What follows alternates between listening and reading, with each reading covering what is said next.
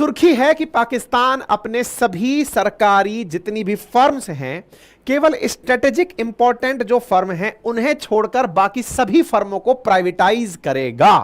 यह सुर्खी मतलब समझिए कि पाकिस्तान के बिकने की खबर है। मतलब अगर हेडलाइन यह बना दी जाए कि क्या बिकने वाला है पाकिस्तान, प्रधानमंत्री ने किया ऐलान, तो यह अपने आप में बड़ी सुर्खी है। क्यों? क्योंकि पाकिस्तान ने कहा है कि वो अपनी सभी कंपनियों को बेचेगा। सभी कंपनियों को बेचेगा मतलब सरकार के पास अपनी सरकारी कंपनियां होती हैं, उन्हें वो बेचेगा। केवल स्ट्रेटेजिक इंपॉर्टेंट से मतलब कि इनके यहां पर जहां न्यूक्लियर वेपन रखे होंगे या फिर इनके यहां पर एटॉमिक रिसर्च का जहां काम हो रहा होगा, उन क्षेत्रों को छोड़कर बाकी सब ये बेच देगा। भाई साहब गजब गरीबी आई है। मतलब इतना बड़ा कटोरा हाथ में आ गया है कि सब बेच देगा। जी हां, तो ये क्यों पढ़ा जाए? क्या इसको इंटरनेशनल रिलेशन के लिए पढ़ा जाए? जी नहीं, यहां पर आपको बहुत ज्यादा अच्छे से जानना है और वो है इंडिया के लिए ही, मतलब इकोनॉमी का जो पार्ट है ना, वो आपको समझने के लिए इसे जानना है। अब आप कहेंगे इकोनॉमी से कैसे रिलेट करेंगे आप इसे? बिल्कुल, अभी मैं आपको पहले बता देता हूं कि ये इकोनॉमी से कैसे रिलेट होता है। मेरे प्यारे साथियों, इकोनॉमी में जब हम वर्ल्ड इकोनॉमी डिस्कस करते हैं तो वर्ल्ड इकोनॉमी में हमें जो बहुत ज्यादा एजेंसी पढ़नी होती है, उसमें एक का नाम होता है वर्ल्ड बैंक और एक का नाम होता है आईएमएफ। जब हम आईएमएफ के बारे में पढ़ रहे होते हैं, international monetary fund, world bank का काम तो है दुनिया भर में रिकंस्ट्रक्शन को यानी पुनर्निर्माण के लिए फंडिंग को देना। वहीं जो आईएमएफ है, इंटरनेशनल मॉनेटरी फंड, इसकी जिम्मेदारी होती है कि ये जो डेट क्राइसिस उत्पन्न होता है या फिर ये समझिए कि जो पैसा देते समय बैलेंस ऑफ पेमेंट का क्राइसिस पैदा होता है, दुनिया के देश अब जब कर्ज में रहने लगते हैं, कर्ज चुका नहीं पा रहे होते, कर्ज की स्थिति ये होती है कि वो फेल मारने वाले होते हैं, उस समय पर आईएमएफ का रोल शुरू होता है। इंटरनेशनल मॉनेटरी फंड, इसका काम होता है डेट को बैलेंस करना, यानी कि डेट की कंडीशनिंग करना। जब कोई देश कर्ज नहीं चुका पा रहा होता, बैलेंस ऑफ पेमेंट के क्राइसिस में होता है, तो ये वर्ल्ड बैंक और आईएमएफ जैसी ब्रेटन वुड ट्विंस नामक ये जो संस्थाएं हैं जो कि अमेरिका में स्थित हैं, इनके द्वारा कर्जा दिया जाता है। मेरे प्यारे साथियों ध्यान रखना, जब वर्ल्ड बैंक कर्जा देता है तो यह पुनर्निर्माण के लिए कर्जा देता है। पुनर्निर्माण के लिए मतलब कि भाई आपको कर्जा मिल रहा है, आप सड़क बना लीजिए, नाली बना लीजिए, नहर बना लीजिए, पेड़ लगा लीजिए, बच्चों को पढ़ा लीजिए, इनके लिए पैसा देता है। आईएमएफ जब पेमेंट देता है तो यह समझिए कि अंतिम रिसोर्ट है। जैसे आप ऐसे समझिए, अपने घर में माताओं बहनों के पास में जो गहने होते हैं, उन गहनों को हम कब यूज में लेते हैं? जब हमने कर्जा लेने के सारे तरीके अपना लिए, जब वो कुछ काम नहीं आए, तब हम अपने गहने गिरवी रखने जाते हैं कि साहब इसके बदले पैसे दे दो, नहीं तो गहने बिक गए। गहने के बाद बारी आती है बर्तनों की कि यार बर्तन ले लो, गाड़ी ले लो, जो लेना है ले लो, पैसा दे दो, कर्जे में चल रहे हैं। समझो कि आईएमएफ का कर्जा बर्तन बिकने के समान ही माना जाता है। मतलब इसको ऐसे समझिए कि आईएमएफ तब लोन देता है जब दुनिया भर के सारे लोन खत्म हो लेते हैं, यानी आपके पास सारी लाइफलाइन खत्म, तब ये लाइफलाइन बचती है। अब इस लाइफलाइन में ऐसा क्या होता है? असल में आईएमएफ वो लाइफलाइन है कि इसके लोन को कंडीशन के साथ लिया जाता है। आईएमएफ कहता है कि दुनिया में कहीं से भी तुम्हें कर्जा मिल जाए तो ले लो, दुनिया में कहीं से भी मिल जाए तो ले लो, ये तो एक कंडीशन है। अगर नहीं मिले तो मैं आऊंगा तुम्हें बचाने के लिए, लेकिन जब मैं आऊंगा तो मैं अपनी तरफ से कुछ कंडीशंस लगाऊंगा, और वो कंडीशंस होती हैं जो आपको सबसे पहले मैंने कई बार बताई हैं, फिर से मैं आपको बताता हूं। आईएमएफ की अपनी कंडीशंस में सबसे पहली कंडीशन होती है कि आप सरकारी सब्सिडी खत्म करोगे, यानी कि सरकार के द्वारा जो आम जनता को राहत के रूप में पैसे में बैलेंस दिया जा रहा होता है सब्सिडी के रूप में। जैसे तेल मान लीजिए आज आपको 50 रुपए लीटर मिल रहा है उदाहरण के रूप में, सरकार चाहे तो वो उसे आपको 10 रुपए लीटर में भी दे सकती है। क्यों? सरकार कहे कि 40 रुपए मैं भुगत लूंगा, जनता को 10 रुपए में ही मिलना चाहिए। सरकार के द्वारा आम जनता तक दी जाने वाली ये राहत सब्सिडी कहलाती है। सबसे पहले वो ये चाहता है जब आईएमएफ आता है कि तुम ये सब्सिडी खत्म करो। नंबर एक पार्ट सुनना, मतलब पाकिस्तान के बारे में मैंने पहले भी बताया था, अब हो चुका है अनाउंस, इसलिए बता रहा हूं। नंबर दूसरा, बोले तुम्हारे यहां पर जितने भी टैक्सेशंस हैं उसकी ब्याज को बढ़ाओगे, यानी कि लोगों के ऊपर इंटरेस्ट रेट इंक्रीज करोगे। और नंबर तीसरा, तुमको अपने यहां की सरकारी कंपनियों को बेचना होगा, यानी कि प्राइवेटाइज करना होगा। प्राइवेटाइज क्यों करना होगा? क्योंकि सरकारी मुलाजिम बहुत महंगे पड़ते हैं, नंबर एक बात। और नंबर दूसरी बात, उन्हें एफिशिएंसी से या प्रोडक्शन से कोई लेना देना नहीं होता, उनकी नौकरी पक्की, वो अपने हिसाब से चल रहे होते हैं। और तीसरा, सरकारी मुलाजिम अगर कुछ पैदा करके भी दे रहे हैं तो सरकारें मुनाफा कमाने के लिए नहीं होती। ये तीन बिंदु जब भी आईएमएफ आता है तो लगाता है। मुझे एक बात बताइए, जनता को अगर पाकिस्तान में तेल उदाहरण के लिए मान लीजिए कि 100 रुपए लीटर मिल रहा है, जबकि है नहीं, उससे भी ज्यादा महंगा है, तो सोचिए 100 रुपए लीटर का तेल जैसे ही सब्सिडी खत्म होगी तो क्या सस्ता पड़ेगा कि महंगा हो जाएगा? महंगा हो जाएगा। महंगा हो जाएगा। क्यों महंगा हो जाएगा? क्योंकि अल्टीमेटली आप क्या कह रहे हैं कि मैं सरकार की तरफ से अपना हाथ खींच रहा हूं, नंबर एक। दूसरा, टैक्स इंक्रीज करने पड़ेंगे। टैक्स इंक्रीज करने पड़ेंगे से मतलब अगर आदमी अभी तक 10% टैक्स दे रहा था तो बढ़ा दीजिए उसके टैक्स, चाहे डायरेक्ट टैक्स हो चाहे इनडायरेक्ट टैक्स हो। तो नंबर एक, उसकी सब्सिडी खत्म हुई तो उसको सामान महंगा मिलने लगा। महंगे सामान पर टैक्स और पड़ गया, वो और महंगा पड़ने लगा। और तीसरा, उसको एक ही उम्मीद थी कि सरकारी नौकरियां मिलेंगी, वो सरकारी नौकरी भी उससे छिन गई क्योंकि सरकार ने सरकारी कंपनियां ही बेच दी। ये तीनों स्थितियां क्या किसी देश के लिए सफल स्थितियां होती हैं? क्या देश की जनता इसे एडमायर करती है? आंसर है नहीं। जब देश की जनता इसे एडमायर नहीं करती, प्रशंसा नहीं करती, तो फिर क्या करती है देश की जनता? देश की जनता इसका विरोध करती है। और जब विरोध करती है तो उत्पन्न होता है पॉलिटिकल अनरेस्ट, राजनीतिक अस्थिरता। अगर आप अंकित इंस्पायर इंडिया पर जुड़े हुए हैं तो कल ही रात मैंने आपको एक सेशन बताया था जिसमें कहा था कि पाकिस्तान के कब्जे वाले पाकिस्तान ऑक्यूपाइड कश्मीर में जनता सड़कों पर क्यों उतरी हुई है, तो मैंने आंसर दिया था कि वो महंगाई का विरोध कर रही है। साथियों, सरकार के पास कोई ऑप्शन नहीं बचता। सरकार के पास कोई ऑप्शन नहीं बचता जब आईएमएफ आता है। आईएमएफ कर्जे में यह तो कहता है कि मैं आपको पैसा दूंगा, आपको लुटने से बचा लूंगा, लेकिन आपको मेरी कही बातें माननी पड़ेंगी। पाकिस्तान इस चीज के लिए तैयार हो चुका है। आप पूछेंगे इतना भी क्या खुदगर्ज हो गया पाकिस्तान कि उसे कर्जे के लिए मानना पड़ रहा है? मेरे प्यारे साथियों, आईएमएफ जब लोन देता है तो किसी देश पर कब्जा नहीं करता। वहीं चाइना जब लोन देता है तो उस देश पर कब्जा कर लेता है। श्रीलंका का हम्बनटोटा पोर्ट इसी के तहत अंदर चला गया। पाकिस्तान इसको समझ चुका है कि यदि मैंने आईएमएफ से कर्जा नहीं लिया तो यह पाकिस्तान बिककर चाइना के गुलाम चला जाएगा। आईएमएफ पर अमेरिका का प्रभुत्व है, कम से कम वो पैसा देगा तो सही। हमारे यहां राजनीतिक अस्थिरता तो आएगी, हमने इमरान खान को जेल में डाल ही रखा है, लेकिन कम से कम ये तो नहीं होगा कि पाकिस्तान के अंदर लोगों को चाइना के अधीन रहना पड़े। पाकिस्तान इन चीजों के लिए फिलहाल तैयार हुआ है। प्राइवेटाइज करने का ऑप्शन पाकिस्तान के अंदर दिया गया है कि कंपनियों को प्राइवेटाइज कर दीजिए, यही आप सुर्खी पढ़ रहे हैं। मेरे प्यारे साथियों, शहबाज शरीफ यहां पर एक समझदारी कर रहे हैं। समझदारी क्या कर रहे हैं? आईएमएफ कहता है कि प्राइवेटाइज करो, इसका मतलब यह नहीं होता कि किसी और को बेच दो, दुनिया में किसी दूसरे देश को बेच दो। आईएमएफ की शर्तों को शहबाज शरीफ कुछ ज्यादा पड़ गए। नाम में ही शरीफ है लेकिन व्यक्ति शरीफ नहीं है। यह कह रहे हैं कि मैं पाकिस्तान की कंपनियों को बेचूंगा तो सही, लेकिन पाकिस्तानियों को नहीं, विदेशियों को बेचूंगा। मतलब अगर गल्फ का कोई देश इस समय ये चाह ले, चाहे कतर हो, बहरीन हो, यूएई हो या फिर सऊदी हो, कि उसे पाकिस्तान में जाकर पाकिस्तान की कोई कंपनी खरीदनी है, तो मोस्ट वेलकम है। मात्र 4 दिन के अंदर अंदर तो इन्होंने कराची पोर्ट बेच दिया था यूएई को।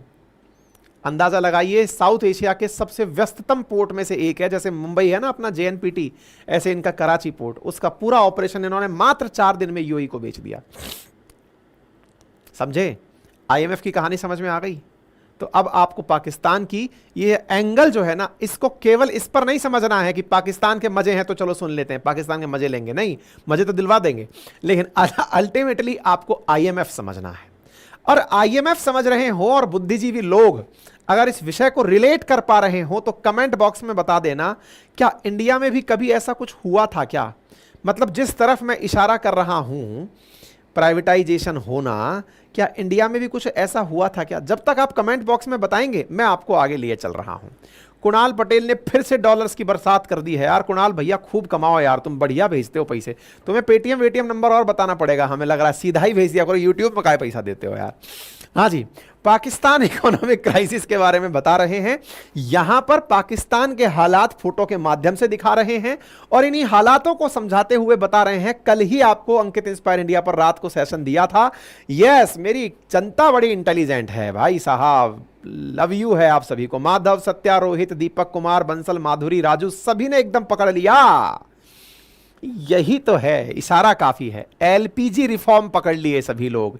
ये जो जानकारी मैं यहां लिखा था ना अभी हाल कि दुनिया के देशों को प्राइवेटाइज करना होता है, एलपीजी। हम कई बार क्रेडिट बांटने निकलते हैं तो कहते हैं नरसिम्हा राव सरकार थी जो एलपीजी रिफॉर्म लाई थी, देश की तरक्की को बढ़ाई थी।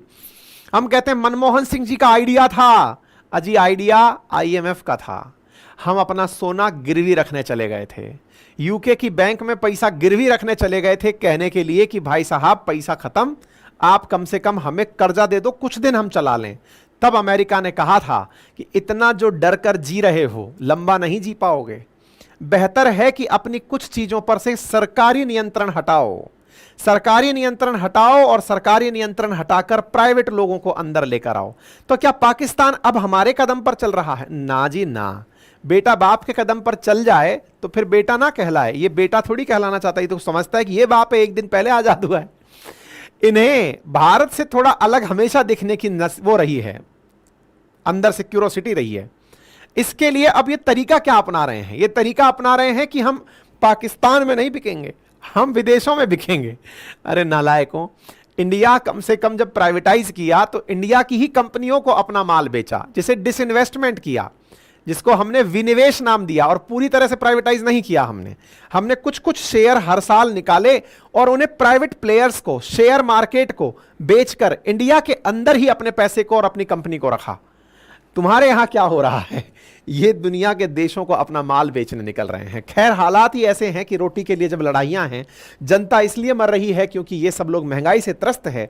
उस बीच में पीएम का ये बयान आना लाजमी है और ऐसी स्थिति में गवर्नमेंट ने broader privatisation plan for state on enterprises निकाल दिया है। ये पाकिस्तान के ही अखबार डॉन की आप हेडिंग देख रहे हैं। उम्मीद है अब आपको ये सारी बात समझ में आ गया है कि ये सभी सरकारी कंपनियों को बेचेंगे और विशेष रूप से शुरुआत वहां से करेंगे जो मुनाफा नहीं कमा पा रही हो।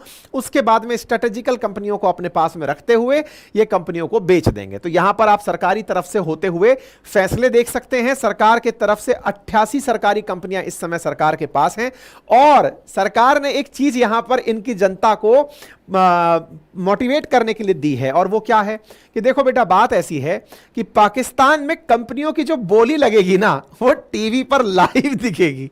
मुझे इस बात पर जो हंसी आई है भाई साहब कि यार मतलब इन लोगों के सामने मतलब कितना जबरदस्त तरीके से इन बेचारों का पपलू बनाया जा रहा है। इनसे कहा गया है कि चिंता मत करिए, आपको जो भी होगा ना वो एकदम लाइव दिखाया जाएगा। मतलब आपके देश की घनघोर बेइज्जती दुनिया के देश आएंगे और बोली लगाएंगे। ये बिल्कुल वैसा नहीं हो गया है क्योंकि जुआ चल रहा हो, वहां बोलियां लग रही हो, सट्टा सा लग रहा हो। दूसरे देश आएंगे और बोली लगाएंगे कि हाँ भाई कितना मंजूर है, बोले इतना मंजूर है, लगा दें, बोले लगा दो। पाकिस्तान में कंपनियों की बोली की लाइव टीवी पर फोरकास्टिंग की जाएगी। इस पूरे काम को पूरी तरह से प्रोसेस को ट्रांसपेरेंट रखा जाएगा। भाई जनता इसमें करेगी क्या? एक बात सोचने की आवश्यकता है आप लोगों को। केवल नजर बंद करके कि देखिए भ्रष्टाचार नहीं हुआ, अबे ढक्कनो, तुम तो खुद पार्टिसिपेट ही नहीं कर रहे हो उसके अंदर। पार्टिसिपेट दूसरे देश का आदमी कर रहा है। वो ऐसे थोड़ी आएगा चलो टीवी पे चलना है बोली लगा के आते हैं। पीछे की पीछे पहले बात हो चुकी होती है, तब जाके बोली का कार्यक्रम शुरू होता है। हाँ? खैर कोई नहीं जी, इस कार्यक्रम को नाम दिया गया प्राइवेटाइजेशन प्रोग्राम 2024 से 29। शहबाज शरीफ पूरा पाकिस्तान बेच देंगे। पहले भी पाकिस्तान के अंदर ऐसी बिकवाली हुई हैं। अब आप पूछेंगे शुरुआत कहां से होगी? शुरुआत होगी हवाई जहाज से। जी हां साथियों, Pakistan international airline company limited को प्राइवेटाइज सबसे पहले किया जाएगा कि पाकिस्तानी एयरलाइंस किसी को लेनी है तो ले लो। अब आप पूछेंगे क्यों भाई, ऐसा क्यों हो रहा है? हमने 2 महीने पहले एक सेशन किया था। देखो हमको ना पहले ही पाकिस्तान के हालात पता, अपन को तो ना अपनी पाठशाला परिवार को, अंकित परिवार को यह आशीर्वाद प्राप्त है कि दुनिया में होने वाली जो घटनाएं होती हैं उसका पूर्वाभास होने लगता है अपन को कि कुछ तो होगा। आपको याद है अपन ने एक सेशन किया था, तब आपको बताया था इनकी एयर होस्टेस कनाडा गई थी, वहीं से वहीं फरार हो गई थी। आपको मैंने उस समय यह बताया था कि इनकी मतलब जो एयरलाइंस है उस पर इतना कर्जा है कि उसको कई बार बेचने का प्रयास किया जा चुका है, कोई लेने नहीं आता है।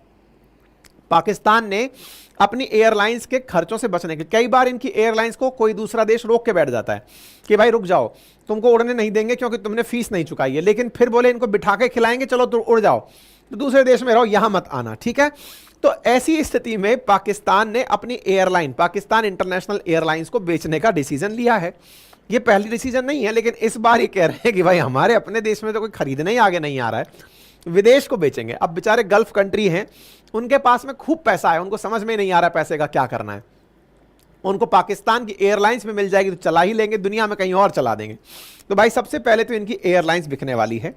इससे पहले ही ये एयरपोर्ट और बंदरगाह बेच चुके हैं। देखो पहले इन्होंने बस अड्डे बेचे, फिर बस बेच रहे हैं, कराची एयरपोर्ट बेच चुके हैं, कराची पोर्ट बेच चुके हैं, अब इसी क्रम में अब ये एयरलाइंस को भी बेच देंगे, ठीक है। कारण क्या है तो मैंने आईएमएफ बता दिया। आईएमएफ इनको bail out package, bail out का मतलब क्या हुआ, उस समय दिया गया पैकेज जिस समय पर पूरी तरह से इनके सामने बैलेंस ऑफ पेमेंट का क्राइसिस उत्पन्न हुआ हो, उस पेमेंट को ही अब रिकवर आईएमएफ करना चाहता है। और आईएमएफ के दबाव के अंदर ही इन्होंने फैसले लिए हैं। इनके अंदर इनको सब्सिडी खत्म करनी होगी जो कि इन्होंने पेट्रोल और डीजल और बिजली पर दे रखी है। टैक्स कलेक्शन को 10% तक बढ़ाना होगा और कंपनियों को बेचना होगा। आईएमएफ को हालांकि इस बात पर बहुत डाउट है कि ये ऐसा कुछ कर पाएंगे। अब आप पूछेंगे ऐसा क्यों, समझिए। पाकिस्तान ने महंगाई बढ़ाने के लिए सबसे पहले जो आजाद जम्मू कश्मीर का जो बात हो रही थी पाकिस्तान की तरफ से, जो पीओके को लेकर बात हो रही थी, वो क्या था, पाकिस्तान की तरफ से वहां पर सब्सिडी दी जाती थी लोगों को। सब्सिडी से मतलब क्या था कि उनको कम से कम 33 प्रकार के आइटम्स ऐसे थे जो सस्ती कीमत पर खाने के लिए दिए जाते थे पाक ऑक्यूपाइड कश्मीर में। वो लोग सड़कों पर उतर आए कि बोले हम तो चाहते हैं आजादी, हम तुम्हारे साथ रहेंगे ही नहीं, रास्ता खोल दो, हम इंडिया जाएंगे। अब उनको कंट्रोल में रखना है क्योंकि पाकिस्तान ने कश्मीर राग अलाप तो रखा है लेकिन उनसे हैंडल हो नहीं रहा है। तो इन्होंने उस मामले को सेटल करने के लिए 2300 करोड़ रुपए का पैकेज अनाउंस किया है। किसने, पाकिस्तान ने। कौन सा रुपया, पाकिस्तानी रुपया, मतलब लगभग 800 करोड़ इंडियन रुपीस का इन्होंने पैकेज वहां पर अनाउंस किया है कि चिंता मत करो, मैं आपको सब्सिडी देता रहूंगा। अब आप विचार करो, अभी तो केवल पाकिस्तान के अंदर पाक ऑक्यूपाइड कश्मीर के अंदर नजारे देखने को मिले हैं जब सब्सिडी खत्म करने के लिए आईएमएफ ने कहा। सोचकर देखो कि उससे निपटने के लिए कहीं ऐसा ना हो कि पाक ऑक्यूपाइड कश्मीर कहीं वाकई में कश्मीर में मिल जाए, इंडिया में चला जाए, खुद से चला जाए। उससे बचने के लिए इन्होंने 2300 करोड़ रुपए का पैकेज अनाउंस किया, तब जाके कल इनके बीच में सहमति बनी कि चलो शांति रखते हैं। पूरे पाकिस्तान में जो अभी उठने वाली ज्वाला है उसे ये कैसे संभालेंगे। पहले ही इनकी सरकार तो गठबंधन की सरकार है, कोई स्टैंड मतलब कोई इनका ऐसा स्टैंड है नहीं जिसमें स्ट्रेट फॉरवर्ड फैसला लिया जा सके। विचार कीजिए कि इनकी स्थिति अभी फिलहाल कैसी है। तो आईएमएफ को खुद से डाउट है, वो खुद डाउट में है कि ये नहीं कर पाएंगे। ऐसी स्थिति में आईएमएफ इनको कह रहा है कि भाई तुमको अगर बेल आउट पैकेज चाहिए बर्बाद होने से बचने के लिए तो तुम्हें हमारे अकॉर्डिंग चलना पड़ेगा। भारत के केस में अगर हम बात करें तो भारत 1991 में ही आईएमएफ के चंगुल से बाहर आ चुका है जब से हमने लिबरलाइजेशन, प्राइवेटाइजेशन, ग्लोबलाइजेशन अपनाया। अब आप कहेंगे तो फिर इंडिया और पाकिस्तान में अंतर क्या है, हमने भी तो सब कुछ ऐसा ही किया था। बिल्कुल सही सोच रहे हैं आप। अगर आपको ज्यादा जानना है तो आप एक बार जाकर के बातें बाजार की जो हमारा यूट्यूब चैनल है उस पर जाकर सेशन देखिएगा। हमने आज से 2 साल पहले सेशन किया था जिसमें बताया था कि जब भारत ने अपना सोना गिरवी रखा था, 1991 का जो इकोनॉमिक क्राइसिस है वो उसमें मैंने डिस्कस किया था। मेरे प्यारे साथियों, जब भारत के हालात ऐसे हुए, अच्छा भारत के हालात पर भी थोड़ी चर्चा सुन लो। हुआ क्या था कि जब हम आजाद हुए थे ना तो 1947 में हमारे हालात कुछ ऐसे थे कि हम बहुत ज्यादा हद तक अंदर तक डरे हुए थे। किस चीज से डरे हुए थे कि यार ये जो विदेशी कंपनियां आती हैं ये परमानेंट हम पर ही राज करके रहती हैं। जैसे British east India company India I थी और हम पर ही राज करने लग गई थी, तो हमने कहा अब कोई भी कंपनी बेटा चल के यहां मत आ जाना, नहीं तो टांगे तोड़ देंगे। कंपनियों को आना बिल्कुल अलाउ नहीं है। 47 में हमने अपने गेट दरवाजे बंद कर लिए, जैसे नॉर्थ कोरिया ने आज बंद किए हुए हैं। हमको किसी को नहीं आने देना, हम क्लोज इकोनॉमी बन के रह लेंगे, हम अपना कपड़ा सिलेंगे, खुद पहनेंगे, गांधी जी कपड़ा पहनना सिखा गए हैं। चलो साहब कोई बात नहीं। लेकिन साहब दुनिया में किसी भी देश को अगर आगे बढ़ना है तो दुनिया से पैसा देश में आना जरूरी है। कोई देश का पैसा हमको दे ही नहीं। क्यों नहीं दे? बोले तुमको पैसा किस बात का दें ये बताओ। बोले सर हम लोग गरीबी में जी रहे हैं। बोले जियो तो मरो, क्या दिक्कत है? बोले सर हमारे पास भोजन नहीं है। बोले मरो, भूखे मरो। आपको मालूम है ना भूखे मरने की कहानी भी कभी सुनाएंगे, हरित क्रांति वाली कहानी भी, कि मतलब भूखमरी की स्थिति हमारी क्या बन गई थी। हमारे पास खाने के लिए अनाज नहीं। बोले मरो तुम आराम से, हम तुमको कोई सहायता नहीं देंगे। अमेरिका ने हमको सुअर को खिलाने वाला जो अनाज है वो दे दिया था कि खाओ जा करके, PL 480 कहते हैं उसको। तो बोले साहब ऐसी बात है कि हम लोगों को यह समझ में आने लगा था धीरे धीरे कि हम जब तक विदेशी निवेश प्राप्त नहीं करते, डॉलर जब तक हमारी करेंसी में ऐड नहीं होता, हमारी रिजर्व बैंक के पास नहीं पहुंचता, तब तक हमारी आर्थिक स्थिति नहीं सुधरेगी। डॉलर लाएं कैसे? हम तो डरे हुए थे विदेशी कंपनियों से। अच्छा उस समय भी देश के अंदर जो ये कम्युनिस्ट सरकारें होती है ना, लेफ्ट विंग जो सरकार जो अपने आप को लिबरल और पढ़ा लिखा कहती है, इनकी बातें बड़ी इंटरेस्टिंग होती हैं, जनता को तुरंत आकर्षित करती हैं। जैसे अचानक कोई सड़क पर उतरकर आपको यह कहे कि देखो सरकार ने यह कंपनी बेच दी, सरकार आपकी विरोधी है, जनता तुरंत उस आदमी के साथ बोलेगी देखो यही हमारा नेता है। वो नेता कभी यह नहीं बताएगा कि देश बिकने वाला है इसलिए कंपनी बेच दी है। आज पाकिस्तान के प्रधानमंत्री पब्लिकली आकर यह बोल रहे हैं कि मैं कंपनी बेच रहा हूं। क्यों? क्योंकि मेरा देश बिकने वाला है। इंडिया ने सोना गिरवी रखा, ये नहीं बताएंगे साम्यवादी लेफ्ट विंग के लोग, कभी ये नहीं बताते कि हमने ऐसा क्यों किया, हमने इस स्थिति। ये सड़कों पर तुरंत उतर के आ जाएंगे कि देखो रेलवे का प्राइवेटाइजेशन हो रहा है, देखो सरकार ने ये कंपनी बेच दी। भाई क्योंकि हमने इतने दिन तक ताले रखे, हमारे पास विदेशी मुद्रा नहीं आई, दुनिया का कोई देश हम में इन्वेस्टमेंट करने को तैयार नहीं हुआ, तो धीरे धीरे हमने अपनी संस्थाओं के दरवाजे खोलने शुरू किए कि ठीक है थोड़ा सा आ जाओ चलो। इधर हम आजादी के बाद गुलाम पैदा हुए थे। आजादी के बाद गुलाम कोई कैसे पैदा होता है? अरे भाई अब तक भी हमारे पास में कोई पैसा धेला नहीं था, हम चले आ रहे थे, ऐसे भुखमरी में जी रहे थे। हालात ये थे कि लोग तो ये कहने लग गए कि जिस दर से ये हिंदू ग्रोथ रेट से बढ़ रहे हैं, एक दिन ये भुखमरी के हालात आ जाएंगे इंडिया में। इंडिया को उभरना था, इसीलिए फिर हमने अपनी नीतियों को परिवर्तित किया। आज आप सुनते हैं ना सरकार ने FDI अलाउ कर दिया, फॉरेन डायरेक्ट इन्वेस्टमेंट। वो है क्या असल में? फॉरेन डायरेक्ट इन्वेस्टमेंट असल में कंपनियों के अंदर जो प्राइवेट कंपनियां हैं उन कंपनियों में विदेशी पैसे को आने की अनुमति देना। उस पैसे को RBI अपने पास सहेज कर रखती है फॉरेन रिजर्व के रूप में, फॉरेक्स के रूप में, फॉरेन एक्सचेंज के रूप में, कि ये हमारे पास है, कल को इससे हम अपना बैलेंस ऑफ पेमेंट सेटल करके चलेंगे। आई बात समझ में? इंडिया ने उस दौर में जब सोना गिरवी रखना पड़ा तब यह निर्णय लिया कि भाई ऐसे काम नहीं चलेगा, हमें कुछ चीजों में नियमों को ढील देनी पड़ेगी, जिसे कहा गया लिबरलाइजेशन। दूसरा जो चीज हमने अपनाया दैट वाज प्राइवेटाइजेशन। और तीसरा जो तरीका अपनाया वो था वैश्वीकरण के लिए ग्लोबलाइजेशन, यानी कि दुनिया की कोई भी कंपनी आए, हमारे यहां आकर कंपनियों को खरीदे, हम अपने कानूनों के अंदर पूरी तरह से राहत देकर चलेंगे। तो फिर पाकिस्तान में और हम में क्या डिफरेंस रहा? पाकिस्तान सरकारी कंपनियां दूसरे देश को बेच रहा है, हमने अपनी सरकारी कंपनियों को दूसरे देश में बेचने की नहीं कहा। हमने अपनी सरकारी कंपनियों को कहा कि भारत का ही कोई उद्योगपति अगर उनको खरीदना चाहे तो वो खरीदे, नंबर एक। और जब हम शेयर मार्केट में चले जाएं तो वहां जाकर FII फॉरेन इंस्टीट्यूशनल इन्वेस्टमेंट के माध्यम से पैसा ले। और तीसरा, हमारी जो देश की प्राइवेट कंपनी है उनके अंदर कोई विदेशी कंपनी आकर के पैसा लगाती है। जैसे जियो के अंदर आकर के फेसबुक ने लगभग $10,000 के आसपास, कितने $10 बिलियन के आसपास लगाए थे, ठीक है ना? कुछ इस प्रकार से आप लोग अगर आए और इन्वेस्टमेंट करें तो चलेगा। दुनिया के देशों को कर्ज से निकालने का यही एकमात्र तरीका IMF सुझाता है, जो हम लोग 1991 में करके देख चुके हैं, ठीक है? तो जो भी आपको सरकारें याद है, नरसिम्हा राव सरकार या मनमोहन सिंह जी का जो नेतृत्व वित्त मंत्री के रूप में था, वो ये दौर से गुजर चुका है। यही था LPG कंसेप्ट जो मैंने आपको लिख कर दे दिया है। इसके अंदर भी हमसे कहा गया था सब्सिडी मिटाओगे, टैक्स बढ़ाओगे, ये सारी कंपनियां बेचोगे, ये सब बातें हमसे भी कही गई थी। हमने हमने भी बजट के अंदर इसका अनाउंसमेंट किया था। 1991 में जो काम हमने किया ये लोग 2024 में कर रहे हैं, इस उम्मीद में कर रहे हैं कि क्या पता इंडिया की तरह इनके भी दिन बदल जाएं। हमने उसी दौर में फिर अपने यहां पर सॉफ्टवेयर उद्योगों को बढ़ावा दिया, क्योंकि हम अब दुनिया के लिए दरवाजे खोल चुके थे। तो हमने कहा कि भाई जब हमारे पास में तुम लोग आओगे तो हम लोग भी तुम्हारे पास आएंगे। बोले हाँ आओ। और इसी क्रम में भारत ने सॉफ्टवेयर के लिए अपने मार्केट को खोला। आज जो आप नोएडा, गाजियाबाद, बेंगलोर, गुड़गांव में बड़ी बड़ी बिल्डिंग्स बनी देखते हैं, इनके पीछे वही 1990s का दौर है जब इंडिया ने कहा कि अब हम दुनिया को अपनी तरफ से सर्विस देंगे। बोले हाँ दो ना, ग्लोबलाइज हो गए हो तो बताओ करो क्या करना चाहते हो। उस दौर में दुनिया में सॉफ्टवेयर का, जैसे आज एआई का माहौल बना हुआ है, उस समय कंप्यूटर का माहौल बना हुआ था। तो कंप्यूटर के माहौल के लिए हम लोगों ने अपनी तरफ से सस्ती लेबर देना शुरू किया। वही दौर था जब इंडिया में कॉलेजेस के अंदर कंप्यूटर साइंस के कॉलेज दमादम खुलने लगे। Computer science branch number 1 branch बनकर आ गई। हर कोई कंप्यूटर इसलिए पढ़ रहा था कि अब तो हमको जाकर अमेरिका में नौकरी करनी है। आज भी टीसीएस में 3 लाख रुपए के पैकेज पे काम करने वाला आदमी एक बार तो वर्ल्ड टूर कर ही आता है, दूसरे देश में जा ही आता है। विदेश यात्रा तो उसकी हो ही जाती है, क्योंकि ये मानकर चलते हैं कि ये सॉफ्टवेयर वाली कंपनियां उठा उठाकर 6 महीने के लिए विदेश ले जाएंगी। यही उनके बीच का सबसे बड़ा चार्म है कि यार कम से कम चलो विदेश तो घुमाएंगे ये लोग। तो इंडिया में सॉफ्टवेयर की जो क्रांति है वो भी तब से शुरू हुई। और सबसे बढ़िया इंडिया का लोहा दुनिया ने तब माना, हमारी सस्ती लेबर का, जब मिलेनियम बग आया 2000 के अंदर, जब सारे कंप्यूटर्स ने कोडिंग इस तरह से लिखी हुई थी कि 2001 कोई नहीं लिख पाएगा, 2000 के बाद सब खत्म, वापस 000 हो जाएगा।